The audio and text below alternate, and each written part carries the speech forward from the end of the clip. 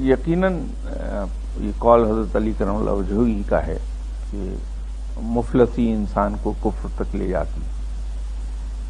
اس کے ساتھ ہی ساتھ حضرت علی کرم اللہ وجہہ کا ایک اور قول بہت خوبصورت قول وہ بھی ہے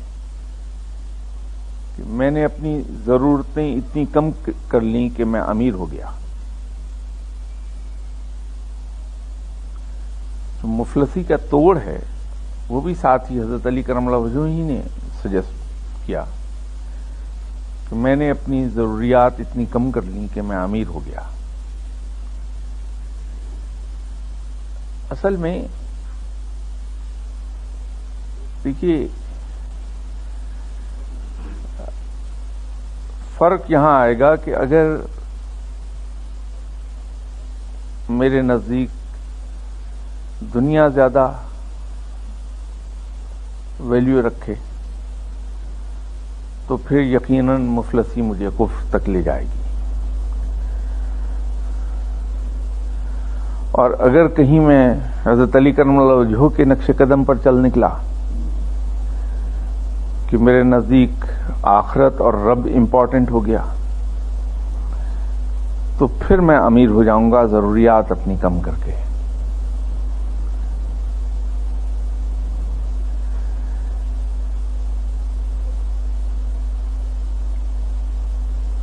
توحید کا کنسپٹ دو طرح کا بنے گا. ایک تو وہ کنسپٹ ہے جو عرف عام میں سمجھا جاتا ہے اپنی ابتدائی شکل میں کہ رب ایک ہے،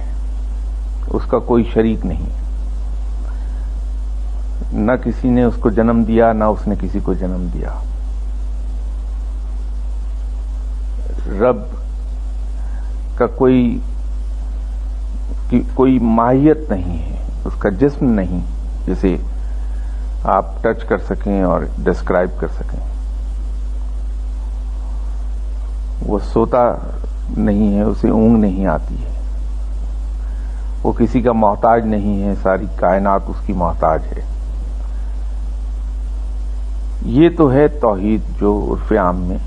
سمجھی جاتی ہے. ایک اس توحید کی ایڈوانسڈ فارم ہے. وہ ایڈوانسڈ فارم ہے کہ جہاں انسان دل سے یہ سمجھنے لگتا ہے کہ میرا پالنہار اور میرا والی و وارث صرف رب ہے، اور میں اپنے رب کے علاوہ اگر کسی کی طرف دیکھوں گا اپنے ضروریات کے لیے، اپنے خواہشات کی تکمیل کے لیے، تو پھر میں شرک کر رہا ہوں گا. تو غیر اللہ سے توقعات وابستہ کرنا اور اس سے اپنی ضروریات کے پوری ہونے کی خواہشات رکھنا یہ بھی شرک ہی کی ایک صورت ہے. ہوتا یوں ہے کہ جب کوئی شخص مشکل میں آتا ہے یا بیمار ہوتا ہے یا مالی تنگی میں مبتلا ہوتا ہے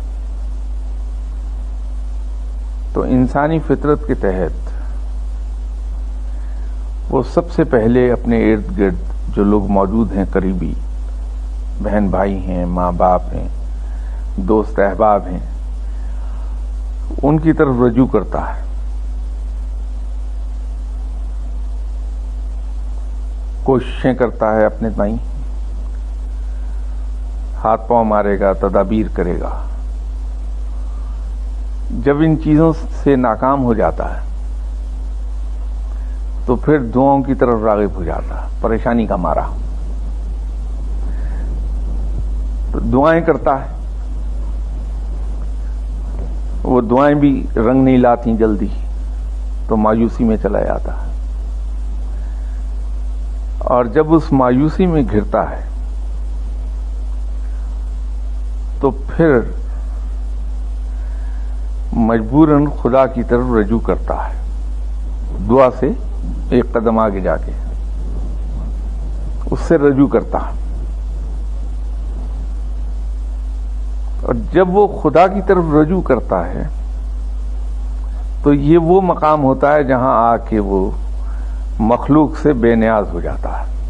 اس کی توقعات ختم ہو گئی ہوتی ہیں، اور اپنی تمام تر توقعات کا اور امیدوں کا محور اس نے رب کو بنا لیا، تو وہ رب کو مالک کل جاننے لگتا ہے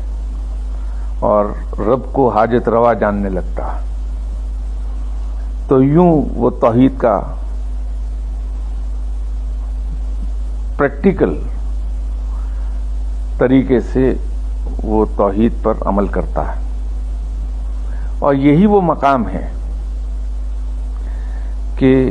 مخلوق سے اس کو مایوسی ہو چکی، دعائیں رنگ نہیں لائی ہیں، اس کی اپنی کوششیں کوئی بارآور نہیں ہوئی، تو یہ دل شکستہ ہوا ہے۔ اور جب وہ دل شکستہ ہوا ہے تو اس کے دل میں دکھ پیدا ہو گیا ہے۔ یہ دکھ جتنا گہرا ہوگا دل میں گداز اتنا ہی زیادہ ہوگا، اور جب دل میں گداز جتنا زیادہ ہوگا اللہ تعالیٰ اتنی ہی گہرائی سے اس دل میں آ کے قیام کرے گا، اور رب کی طرف جب زیادہ رجوع ہو جائے گا تو رب تعالیٰ اس شخص کے قریب آ جائے گا، یا اسے اپنے قریب کر لے گا، جو بھی کہنا چاہیں آپ۔ اور جب انسان کو اپنے قریب کرے گا رب تو اسے انعام عطا کرے گا، اور وہ انعام کیا ہوگا کہ رب اسے علم عطا کر دے گا، اور جب علم عطا ہوگا تو کارخانے قدرت کے چھپے ہوئے راز اور بھید اس پر رب تعالیٰ عیاں کرنے لگے گا، اور جس ڈگری کا علم اسے عطا ہوگا اتنے ہی زیادہ اس پر بھید افشا ہونے لگیں گے، اس کو کشف و کرامات عطا ہو جائیں گی، اس کو تصرفات حاصل ہو جائیں گے۔ تو رب تعالیٰ کی قربت اس وقت تک ہو نہیں سکتی، یا توحید کا پریکٹیکلی انسان توحید پر پریکٹیکلی عمل نہیں کر پاتا جب تک کہ دل شکستہ نہ ہو جائے، اور دل شکستہ اسی وقت ہوتا ہے جب چاروں طرف سے نا امیدی ہو جائے، تکلیف کا شکار ہو جائے۔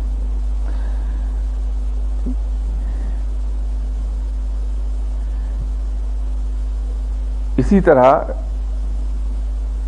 جب اس علم میں وہ چلا گیا اور اسے کشف و کرامات حاصل ہو گئیں، اس کو تصرفات حاصل ہو گئے، رب کا قرب حاصل ہو گیا،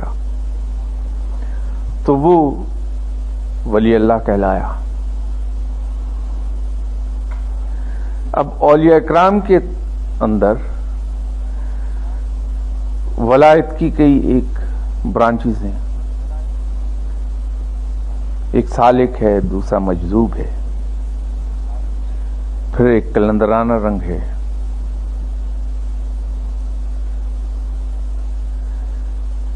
یہ شاخیں ہیں لیکن جاتی ایک ہی جگہ ہیں، وہ ہے رب تعالیٰ۔ اب اس تک پہنچنے کے طریقے دو بن جائیں گے، ایک طریقت کا راستہ ہے اور ایک شریعت کا۔ طریقت میں امام طریقت حضرت علی کرم اللہ وجہہ ہیں، جن کا ذکر آپ نے چھیڑا، اور یہ راستہ آسان ہے۔ تو اس میں انسان حضرت علی کرم اللہ وجہہ کی دہلیز کو پکڑ لیتا ہے، ان کی پیروی شروع کر دیتا ہے۔ تو جب حضرت علی کرم اللہ وجہہ کی پیروی شروع کرتا ہے تو وہاں سے پھر اس کو آپ صلی اللہ علیہ وسلم کی دہلیز پہ پہنچا دیا جاتا ہے، تو اس دہلیز کو پکڑ لیتا ہے۔ پھر جب اس دہلیز کو پکڑتا ہے تو وہاں سے اسے رب کی دہلیز پہ پہنچا دیا جاتا ہے۔ دوسرا راستہ شریعت کا ہے جو بڑا کٹھن ہے، اس لیے کہ شریعت کے اندر شریعت پہ پوری طرح عمل کرنا خاصا دشوار ہے، کہیں نہ کہیں پاؤں پھسلتا ضرور ہے انسان کا، خاصا مشکل کام ہے۔ تو امام شریعت جناب آپ صلی اللہ علیہ وسلم خود ہیں، تو وہاں شریعت پہ عمل کرتا ہے اور آپ صلی اللہ علیہ وسلم کی دہلیز پہ جا بیٹھتا ہے، اور جب اس دہلیز پر بیٹھا تو وہاں سے پھر وہ رب کی دہلیز پہ پہنچا دیا جاتا، لیکن بڑا دشوار راستہ۔ تو طریقت میں ایک سالک ہے، دوسرا مجذوب ہے، اور تیسرا راستہ خود حضرت علی کرم اللہ وجہہ کی اپنی سنت ہے، وہ راستہ ہے قلندرانہ، جس کو قلندر کہتے ہیں۔ قلندر وہ ہے جو اپنے تمام معاملات، اپنی تمام غرض، آرزو، خواہشات سب ایک گٹھری میں باندھتا ہے اور باندھ کے رب کی جھولی میں ڈال دیتا کہ یہ پڑا میرا سب کچھ تیرے حوالے۔ نہ اس کو روپے پیسے کی پرواہ ہے، نہ دنیاوی مال و زر کی پرواہ ہے، نہ گرمی کی، نہ سردی کی، نہ دکھ کی، نہ تکلیف کی۔ وہ صرف راضی برضائے رب ہے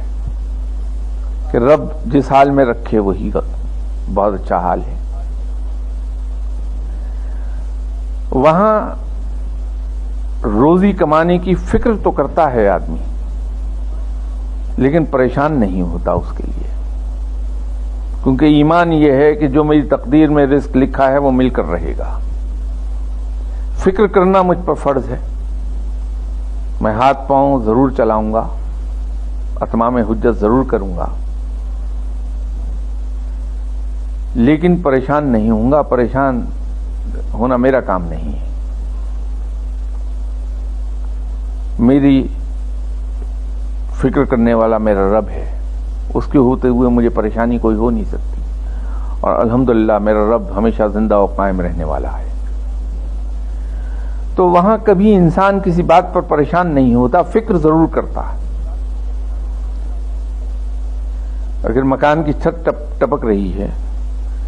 تو اس کو ٹھیک کرانے کی فکر ضرور کرے گا، پریشان نہیں ہوگا۔ اگر بیٹے کا کسی اسکول میں، پرٹیکولر اسکول میں داخلہ نہیں ہو رہا تو اس کی فکر کرے گا، دوڑ دھوپ کرے گا، لیکن پریشان نہیں ہوگا، کیونکہ ایک یقین دل میں ہے کہ میرا رب موجود ہے، وہ مجھے لک آفٹر کرے گا اور وہ میرے لیے بہترین اسباب پیدا کرے گا۔ اور اسی بات کے بارے میں رب نے کہا کہ مجھ سے اچھے گمان رکھو، میں اچھا ہی کروں گا۔ تو اس کو یہ اچھا گمان ہمیشہ رہتا ہے کہ میرا رب موجود ہے اور وہ مجھے لک آفٹر کرے گا کیونکہ میرا مالک ہے۔ تو یہی ایک احساس اسے اس قلندرانہ رویے کی طرف لے جاتا ہے جہاں وہ پرواہ نہیں کرتا، وہ ان چیزوں سے بے فکر بیٹھا ہے، پریشانی ہے ہی کوئی نہیں۔ تو جب انسان اس مقام پر آ گیا کہ اس نے ہر چیز کو پازیٹیو سینس میں لے لیا کہ یہ بیماری آئی ہے تو میرے رب کی طرف سے ہے، اس کا علاج کرانا میری ذمہ داری ہے، اس کی فکر میں کروں گا علاج کی، لیکن پریشان نہیں ہوں گا میں۔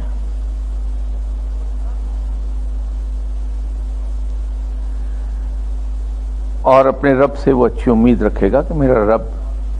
مجھے صحت عطا فرما دے گا کیونکہ شفا دینے والا ہے۔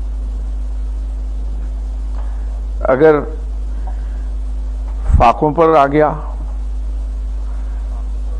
تو پریشان نہیں ہوگا کہ میرے بھوک کا بنے گا کیا، وہ اسے من جانب اللہ سمجھتا ہے، اور یہ یقین واثق ہے اس کے دل میں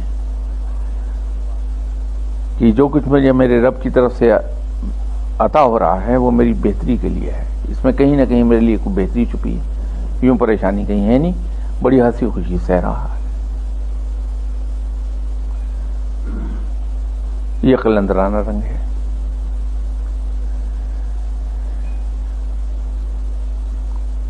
مفلسی سے کفر کی طرف اسی وقت جائے گا جب ان چیزوں سے دور ہو جائے گا، جہاں اس کی سوچ کا محور اور اس کی جستجو کا مقصد دنیا کا حصول ہو جائے گا، تو مفلسی اسے کفر کی طرف یقیناً لے جائے گی۔ لیکن جب تک وہ آخرت کو اپنی زندگی کا مقصد جانے گا تو وہ مفلسی کی طرف جائے گا نہیں۔ یہی وجہ ہے کہ اسلام کے شروع کے دنوں میں ہم نے پیٹ پہ پتھر باندھ کے بھی جنگیں لڑی ہیں، ہم نے روزے رکھ کے بھی جنگیں لڑی ہیں، ہم نے فاقے بھی کیے ہیں، کفار کی اذیتیں بھی صحیح ہیں، لیکن ہم میں سے کوئی آدمی کفر کی طرف گیا نہیں، اس لیے کہ ہمارا مقصد حصول دنیا نہیں تھا، کبھی رب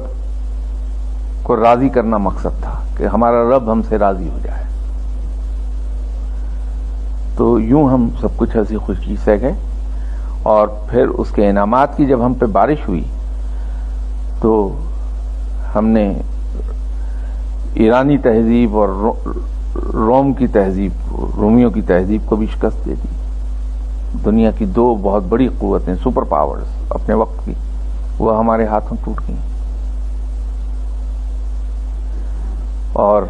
آلموسٹ 3/4 آف دی ورلڈ پر ہم نے حکومت بھی کر ڈالی۔ پھر یہ بھی اللہ نے رحمت ہم پہ کی کہ اسپین کی لائبریریوں سے اہل یورپ کتابیں لے گئے اور ان سے روشنی حاصل کر لی، اس روشنی سے آگے انہوں نے تحقیق کی، کوشش کی، اللہ تعالیٰ کے حکم کے مطابق انہوں نے ایفرٹ کی، اس کا انعام بھی پایا ہے۔ اور جو کچھ آج ہم دنیا میں رہتے ہوئے سہولتیں انجوائے کر رہے ہیں، وہ سب کی سب یورپ سے ایجاد ہوئی ہیں، لیکن بنیاد اس کی مسلمانوں نے فراہم کر دی، کیونکہ اس وقت تک ہمارا مقصد حصول دنیا کبھی نہیں رہا تھا، حصول آخرت تھا۔ تو اس کے انعام کے طور پر ہم پر کرم کیا گیا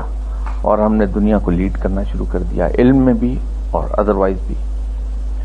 اور ہماری ہی ریسرچ ورک نے بیسس فراہم کر دی دوسری قوموں کو آگے بڑھنے کے لیے، تو اس کا انعام بہت مل جاتا ہے۔ تو آخرت کو اگر مقصد بنایا اور اللہ کی رضا کو، کہ رب ہم سے راضی ہو جائے، اس کو مقصد بنایا زندگی کا، تو پھر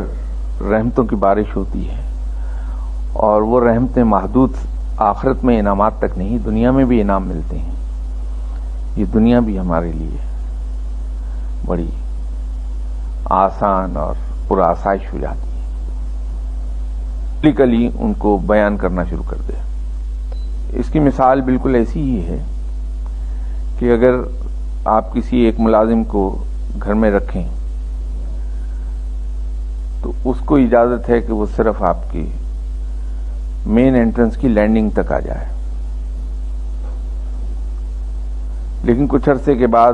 اس کے وفاداری اور اس کے کام سے خوش ہو کے آپ اس کو آواز دیتے ہیں کہ ادھر ڈرائنگ روم میں اندر آ جاؤ، وہ ڈرائنگ روم تک آنا شروع کر دیتا ہے، پھر کچھ عرصے کے بعد آپ اسے لاؤنج تک بلا لیتے ہیں، تو کچھ عرصے کے بعد ٹی وی لاؤنج سے بڑھ کر اس کی وفاداری اور اس کی کام سے خوش ہو کے آپ اسے اجازت دیتے ہیں کہ وہ آپ کے بیڈ روم کے اندر بھی داخل ہو جائے، کہ آپ اسے آواز دیتے ہیں کہ ادھر ہی آ جاؤ، اور پھر آہستہ آہستہ آپ کی کبڈ کی چابیاں اس کے حوالے آپ کر دیتے ہیں، اور ایک وقت وہ آتا ہے کہ آپ جاتے ہوئے اسے کہہ جاتے ہیں کہ دیکھو یہ گھر سارا کھلا پڑا ہے، میں جا رہا ہوں 1 ہفتے کے لیے ملک سے باہر، تو ذرا گھر کا خیال رکھنا، آپ اس پہ اعتماد کر لیتے ہیں۔ لیکن یہی ملازم جو ہے، اگر کہیں سے باہر آپ کو کسی وقت یہ خبر مل جائے کہ اس نے آپ کے گھر کی کوئی بات باہر کر دی ہے، تو آپ کا سارا اعتماد ختم ہو جائے گا اس پر۔ اس آدمی کی وفاداری اور اس کا اچھا کام اپنی جگہ قائم ہے، لیکن اس نے اعتماد آپ کا کھو دیا ہے۔ تو جو چیزیں رب تعالیٰ نے عام آدمی کی نظر سے پوشیدہ رکھی ہیں، لیکن کسی ایک شخص کے اعمال سے خوش ہو کے، اس کی اطاعت سے خوش ہو کے، اس کی فرمانبرداری سے خوش ہو کے، اس کے ادب سے خوش ہو کے، اگر اسے یہ اجازت دے دی ہے کہ وہ رب تعالیٰ کے کارخانہ قدرت میں جھانک سکے ایک حد تک، اور وہ ان کو عیاں کر دے، تو اپنا اعتماد کھو دے گا۔ اسی طرح آپ صلی اللہ علیہ وسلم بہت لوگوں کی خواب میں تشریف لائے، آپ نے اعزاز بخشا کہ کوئی زیارت کر لے ان کی۔ اگر اس عالم رویا میں کوئی گفتگو ہوئی تو میری دانست میں وہ رازداری کے ضمن میں ہی آئے گی، انلیس کے حکم فرما نہ دیا جائے کہ اسے بیان کر دو۔ تو اگر تو اس حکم کے تحت کسی نے بیان کیا تو رازداری کے ایکٹ سے وہ مبرہ ہو گیا، ادروائز اس پر لاگو ہو جائے گا۔ تو آپ صلی اللہ علیہ وسلم کی زیارت اور اس سے متعلق گفتگو کو میرے نزدیک عیاں نہیں ہونا چاہیے، اس کو اپنے اندر رکھا جانا چاہیے، کیونکہ حروف مقطیات کا جو ترجمہ ہے اس کو اگر بیان کر دیا جائے، جیسے ایک صاحب نے سوال کیا کہ آپ صلی اللہ علیہ وسلم مجسم حالت میں تشریف لے گئے تھے یا روحانی حالت میں، تو میں نے یہ گزارش کی تھی کہ صاحب اس کا جواب تو میں قطعیت کے ساتھ دے دیتا ہوں، لیکن اس چیز کا اثر آپ صلی اللہ علیہ وسلم کی لائی گئی تعلیمات پہ جو انہوں نے ہم تک پہنچائی ہیں اللہ کے حکم کے تحت، اور آپ صلی اللہ علیہ وسلم نے ساری عمر خود ان پہ عمل کیا، ان چیزوں پہ اثر نہیں پڑتا۔ ہم پہلے اس پہ عمل کر لیں، پھر اس سے آگے ہم ان چیزوں کی طرف جائیں۔ تو اسی طرح حروف مقطیات ہیں کہ پہلے ہم قرآن پاک کے معنی تو سمجھ لیں، پھر ان حروف مقطیات کی طرف بھی چلے جائیں گے، اور جانے کی ضرورت یوں پیش نہیں آئے گی کہ ایک بار جب ہم قرآن پاک کے معنی سمجھنے لگے، اس پہ عمل کر لیا، تو رب تعالیٰ خود ہی ہم پہ عیاں کر دیتا ہم کے معنی، ان کی برکات بھی عیاں کر دیتا ہے، ان کے اثرات بھی عیاں کر دیتا ہے۔ تو وہ رب کا قرب تو ایسی چیز ہے جو انسان کو کہیں سے کہیں لے جاتا ہے، اسے صاحب امر کر دیتا ہے، تو وہاں ضرورت ہی نہیں رہتی کسی سے پوچھنے کی، پڑھنے کی، تو رب ہی علم دینے لگتا ہے خود ہی۔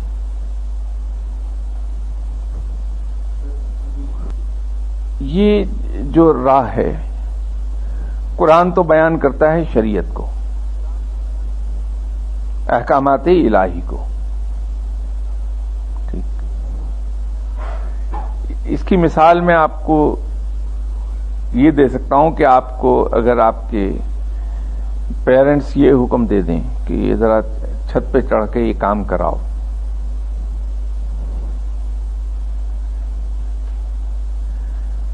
تو آپ نے سیڑھیاں خود ڈھونڈنی ہیں کہ سیڑھیاں کدھر ہیں، اور اگر سیڑھیاں نہیں ہیں تو چھت پر پہنچنے کا آسان اور سیف طریقہ کیا ہے؟ وہ راستہ میں ڈھونڈ لوں، آپ نے تو حکم بجا لانا ہے نا۔ تو یہ تو ہیں احکامات۔ اب جیسے میں نے آپ سے کہا کہ شریعت پہ عمل بڑا مشکل ہے، اب اس کی ایک چھوٹی سی ایگزامپل میں آپ کو دے دوں۔ اسلام آپ کو یہ حکم دیتا ہے کہ آپ خود کھانا نہ کھائیے تا وقت کہ آپ کو یہ یقین نہ ہو جائے کہ آپ کے پڑوس میں کوئی بھوکا نہیں ہے۔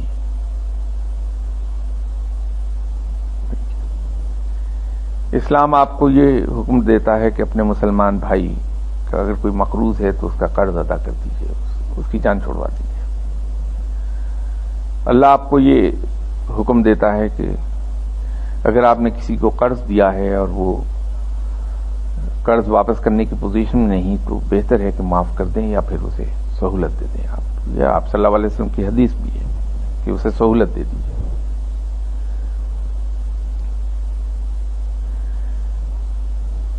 تو اسلام کے اندر قربانی ایثار اس کا بڑا زور ہے. اصل میں اسلام نام ہی ایثار اور قربانی کا ہے. لیکن انسانی فطرت ایک علیحدہ چیز ہے. انسان جلدی اس چیز پر راغب نہیں ہوگا کہ وہ اپنی محنت کی کمائی کسی دوسری شخص پر کھلے دل سے خرچ کر دے. انسان اس چیز پر آسانی سے راغب نہیں ہوگا کہ خود بھوکا رہ لے دوسرے کو کھانا کھلا دے. اب یہ وہ چیزیں ہیں جو اللہ کو بڑی پسند ہیں اور کی جانی چاہیے. اب اس کی آپ مشق کرتے ہیں، ٹریننگ لیتے ہیں طریقت سے، کہ طریقت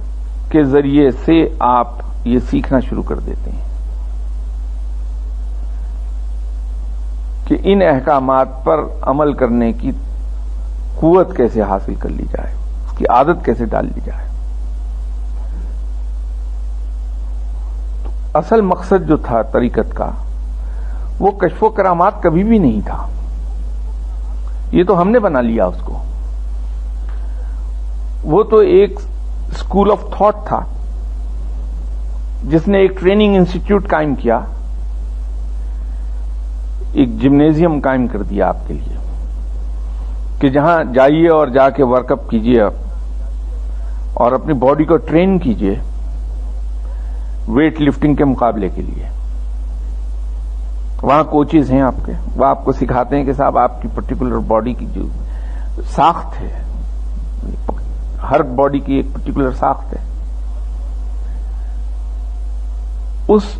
ساخت کے پیش نظر آپ کس قسم کی ایکسرسائزز کریں تو آپ کے مسلز ڈیولپ ہو جائیں گے اور آپ بہترین ویٹ لفٹنگ کر لیں گے اور ویٹ لفٹنگ کا مقابلہ جیت لیں گے.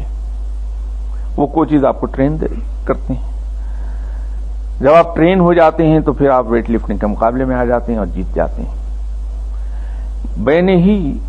یہ ایسا جمنیزیم قائم کیا تھا کہ جہاں انسان کی آہستہ آہستہ غیر محسوس طریقے پہ ٹریننگ ہوتی تھی کہ وہ دوسروں کے لیے ایثار اور قربانی کرنے کے لیے کی عادت اس میں ڈیولپ ہو جائے، اپنے آرام کو چھوڑ کے دوسروں کو آرام پہنچانے کی عادت ہو جائے، اسے خود بھوکے رہ کے دوسرے کو کھانا کھلانے کی بجائے مختصراً ایثار اور قربانی کرنے کی ٹریننگ ہو جائے اس کو. تو جب ٹریننگ ہو گئی تو اس کو شریعت پر عمل کرنا آسان ہو گیا.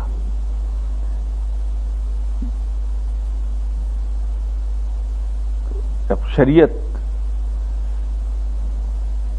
میں آپ اس کے 5 پلرز لے لیجئے، نماز پڑھتے ہیں، یہاں آپ اپنے آرام کی قربانی دیتے ہیں، اپنے وقت کی قربانی دیتے ہیں، اپنی خواہشات کی قربانی دیتے ہیں. دل چاہ رہا ہے کہ بڑا اچھا پروگرام آ رہا ہے ٹی وی پر، لیکن نماز کا ٹائم ہو گیا تو آدمی اپنے آپ کو اس وقت دباتا ہے کہ نہیں، مجھے پسندیدہ پروگرام نہیں دیکھنا، میں نے نماز پڑھنی ہے. کوئی عزیز رشتہ دار ہے، دوست ہے، اس کے ساتھ خوش گپیوں میں لگے ہوئے ہیں، ٹائم آ گیا آپ کا نماز کا، نکل رہا ہے ٹائم، تو آپ وہ خوش گپیاں چھوڑ کر جاتے ہیں. کوئی کسٹمر آپ کا آپ کے شاپ پر آ گیا ہے، اس سے پیسے مل سکتے ہیں لیکن نماز کا وقت ہو گیا، آپ کہہ رہے ہیں نہیں جائیے، تھوڑا انتظار کر لیجئے یا کسی اور جگہ سے لے لیجئے، میں نماز پڑھتا ہوں. تو یہ اپنے آپ کو کنٹرول کرنا، اپنی خواہشات کو کنٹرول کرنا، یہ قربانی ہے. پھر روزہ ہے،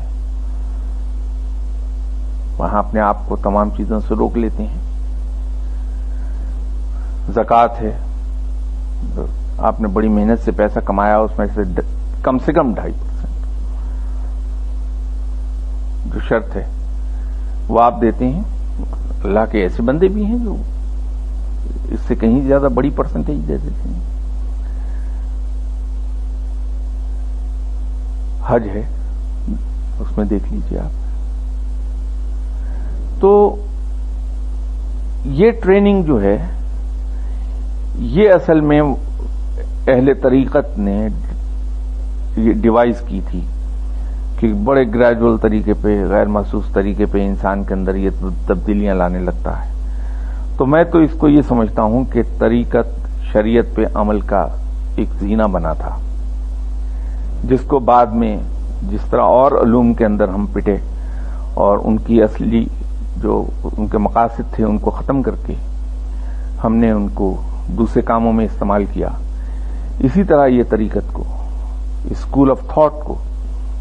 اس کے جو مثبت پہلو تھے وہ سارے ہم نے ختم کر دیے اور اس کو محدود کر دیا کرامات تک اور اس سے بھی زیادہ دعاؤں تک. کہ صاحب جو اہل طریقت ہیں ان کا مصرف ایک ہی ہے ہمارے پاس، وہ مصرف ہے کہ جائیں اور اس سے دعا کرائیں اور اللہ اللہ خیر صلی اللہ. اور دعا بھی کیسی، ابھی 3 سیٹرڈیز گزرے، اب اللہ تعالیٰ کا احسان ہے جو کل سیٹرڈے گزرا اس میں مجھے اس امتحان میں نہیں گزرنا پڑا. وہ 3 خواتین پتہ نہیں ساہیوال سے کہاں سے وہ تشریف لاتی ہیں، وہ تو لٹرلی مجھ کو ڈنڈے مار مار کے مجھ سے بانڈ کے نمبر پوچھنے پہ وہ اس قدر انہوں نے کیا. ان سے آخر یہ کہا کہ جتنے بانڈ کے انعام نکلنے ہیں تو واقعتاً میں نے اپنے والیٹ میں سے پیسے نکال کے ان کو دیے، جو انعام نکلنا ہے وہ یہ لے جائیے، آپ میری جان چھوڑ دیں، مجھ سے یہ مت پوچھیے. تو وہ یہ 3 سیٹرڈیز اس مشقت سے گزرا. تو اہل طریقت کا ہم نے یہ عجیب و غریب استعمال نکال لیا، جبکہ یہ تو بالکل ایسا ہے کہ آپ کے پاس سونے کی اشرفیوں کا ایک ڈھیر ہو اور آپ اسے کریت کریت کے اس میں سے کوئلے چن کے گھر لے جائیں. تو یہ اہل علم جو ہیں ان کے پاس جب آپ جائیں انہیں دعاؤں کے لیے استعمال مت کیجیے، یہ بہت ہی ادنا درجے کا استعمال ہے. ان سے علم لیجئے. اس کی مثال بالکل ایسی ہے کہ اگر ایک ڈاکٹر آپ کو ایسا مہربان مل جائے تو بجائے اس کے کہ ہر بار جب آپ بیمار ہوں یا آپ کے عزیز رشتہ دار بیمار ہوں تو علاج کے لیے اس کے پاس چل جائیں، جبکہ وہ ڈاکٹر اس بات پہ پوری طرح آمادہ ہے، مور دین فورتھ کمنگ، کہ آئیے میں آپ کو ڈاکٹری سکھا دیتا ہوں. تو بجائے اس سے ڈاکٹری سیکھنے کے ہم ہر مرتبہ اس کے پاس جا کے دوا لے کے گھر آ جائیں. تو اہل علم کے پاس جا کے یا اہل طریقت کے پاس جا کے ان سے علم سیکھیے کہ رب کو راضی کیسے کیا جائے. یہ تو بڑا ادنا ترین استعمال ہے ان لوگوں کا.